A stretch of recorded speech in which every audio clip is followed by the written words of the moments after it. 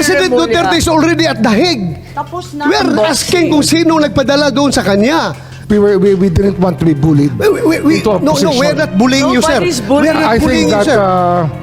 We're not bullying you, sir. you're trying to make people admit something that they will not admit. Magandang araw mga kababayan at welcome po dito sa ating programa sa GRL Reacts. Pagbibigay po tayo ng reaksyon dito sa naging pagdinig kahapon ng Senate Committee on Foreign Relations kaugnay nga dito sa illegal na pag-aresto nga kay dating Pangulong Rodrigo Duterte at etong pagdalo ng mga cabinet executives. Nagkaroon kasi ng mainit na pagtatalo mga kababayan sa Senado tungkol kay o dahil inakusahan po ni Justice Secretary Jesus Crispin Remulla ang mga senador pambubuli umano itong mga inimbitahang resource person sa naging pagdinig ukol nga dito sa ibinabatong tanong na pilit umanong pinapasagot sa mga katanungan. Nag-ugat po kasi ang sagutan nung tinanong po ni Senator Bato de la Rosa ang mga otoridad kung sino ang nag-utos para ipadala dun sa The Hague sa The Netherlands ang dating Pangulo. At dito nga nag-invoke ng executive privilege itong si PNP Chief General Romel Marbil na siyang pumalag naman po si DOJ Secretary Remulla at sinabing pinilit umano ang mga ehekutibo itong mga cabinet executives na ito na sa mga katanungan ng mga senador at tila pambubuli daw itong ginawa ng mga senador na ito. Sige nga pakinggan natin sabay nating panoorin itong mainit na sagutan dito sa tanong ni Senator Bato de la Rosa kung sino nga ba talaga ang nag-utos. Tara sabay nating panoorin ito. So, who gave the orders to have President Duterte transported to The Hague? Sino nagbigay sa'yo ng order? Sir, my order is to serve, the order that I received from the Chief of the Philippine National Police is to serve the warrant and ensure his delivery to the 250th wing, to the team that will deliver him to The Hague. On the nuances of the higher authorities, I may not be privy to that information. Okay. Hanggang doon lang sa 250. Sino nagpadala sa kanya sa aeroplano? Nagpasakay sa aeroplano? Sino? The order for me, sir, is to deliver him to the team Sino that will nga? deliver him to The Hague. And Sinong team na yun? Na-establish naman natin, sir, that it is done by the Interpol. Interpol. Sinong Interpol doon? Sinong Interpol doon? Sagot, Tore. Si Ambassador Lacanilaw? Siya, kanila o nag-order sa'yo na isakay sa aeroplano? Interpol? Sir, I think we have already established. Yung order ko is for me to deliver him to the 250th wing and deliver him to the team. Okay, at assist nandun na the siya sa 250th wing. Ngayon, pinilit mo siyang ilabas. Nakita ko pa yung matanda, humawak sa lamisa. Ayaw siya magpadala sa'yo. Ayaw niya sumakay sa aeroplano. Sino nag-order sa'yo na isakay siya sa aeroplano? Sino nag-order sa'yo? Can I defer the questions, sir? Hindi The makasagot answer to story, the diba? questions to the SOJ, considering No, that I have a team you of are the PG one there. there. Wala si SOJ doon. Ikaw ang nagkarga sa kanya sa aeroplano. Kaya tinatanong kita, who gave you the order?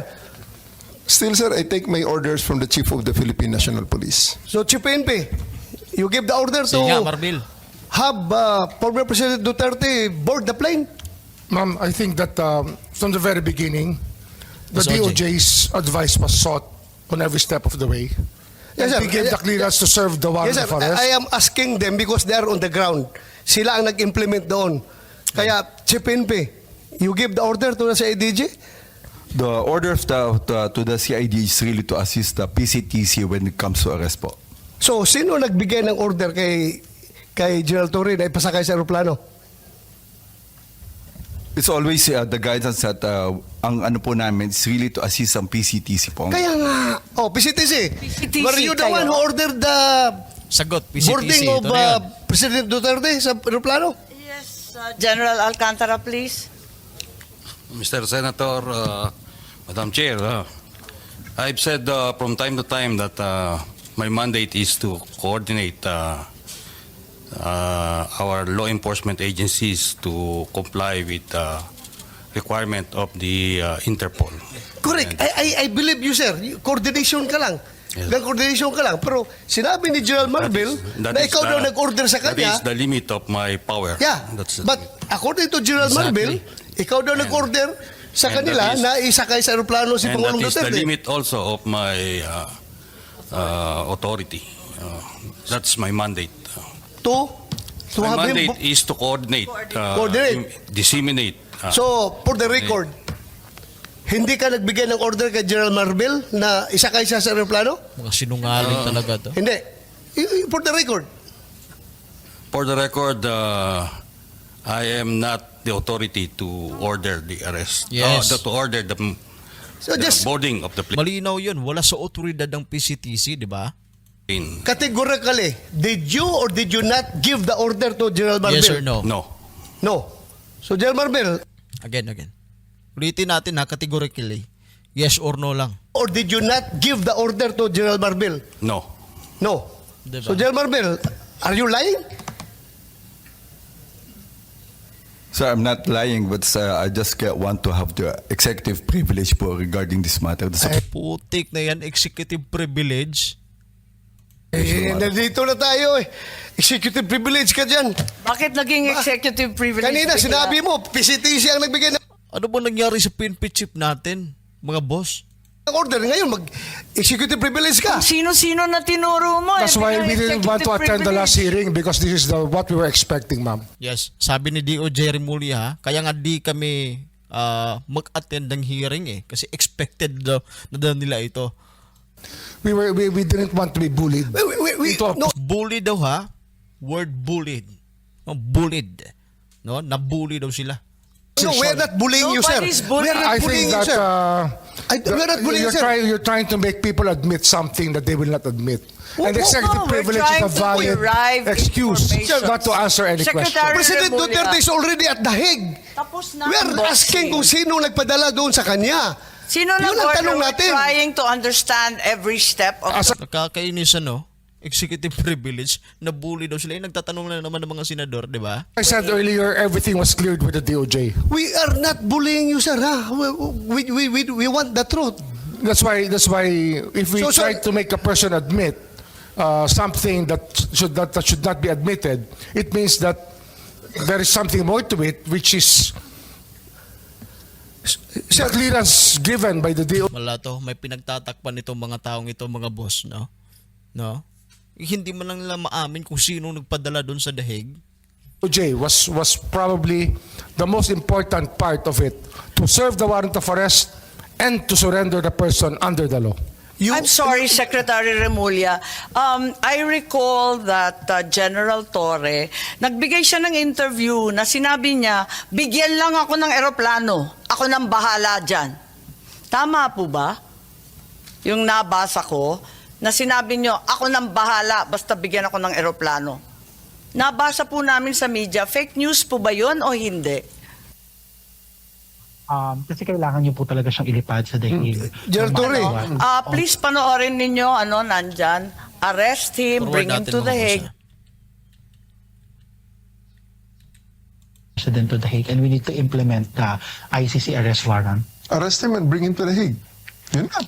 Simple as that. Arrest him and bring him to the Hague. Sagot ko lang, sir, bigyan mo ko aeroplano. O di ayos. And then the rest, you Hambog talaga itong diwata na ito. So kayo mga boss, no? Habang kakairita, habang pinapanood natin ng video ito, no? Para bang walang ni isa sa kanilang umaamin. Umamin kung sino nga ba ang nag-utos na ipadala sa The Hague, Netherlands ang dating presidente. No? Hindi sila talaga umaamin, no, kung sino sa kanila. Sabi ng PNP, nakipag-coordinate lang daw sila sa PCTC. Sabi naman ng PCTC, hindi. No? At sabi nila, nabully daw sila ng Senado. Ano ba sa tingin ninyo, ha? I-comment nga ninyo sa ating comment section. At sabay natin pag-usapan yan. No, talakayin natin yan. At abangan sa susunod natin na episode. No, marami pa tayong pag-uusapan patungkol po dito, no, sa illegal na pag-aresto nga dito kay dating Pangulong Rodrigo Duterte.